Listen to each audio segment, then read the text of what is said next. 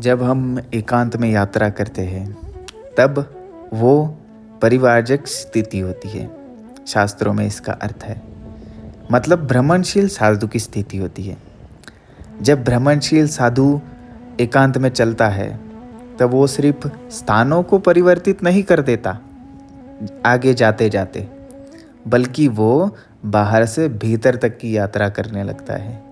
इसीलिए एकांत में यात्रा हमें करनी चाहिए। कोई भी एकांत का मतलब ये नहीं कि आप जा रहे हो सिर्फ आप अकेले या फिर किसी एकांत स्थान पे जहाँ पे निर्जन स्थान हो, ऐसा नहीं है। आप किसी रेलवे स्टेशन पे भी बैठे हो, बहुत सारे लोग आपके साथ में हैं, फिर भी आप अपने साथ हो, उसी को एकांत यात्रा बोलते हैं। आपका ध्यान कहीं ज़्यादा ही दूसरी की तरफ गुथा हुआ नहीं है।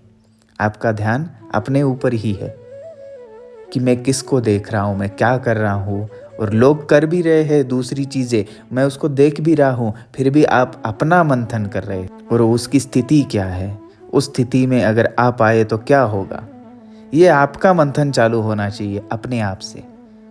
यात्राएं तो फिजिकली यात्रा ट्रैवल बहुत सारी होती है, उसको बाहरी यात्रा बोलते हैं। लेकिन उस बाहरी यात्रा से ही शुरुआत होती है अंतर यात्रा की। जब बाहर जाएंगे, घर से बाहर निकलेंगे, तभी खुद के अंदर झांकेंगे कि हम कितने ताकतवर है या फिर कितने कमज़ोर है।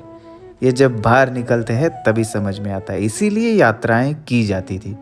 और एक गुरु अपने शिष्य को पहला पड़ाव तो यही बताता है कि तू या तो सेवा कर या तो यात्रा कर।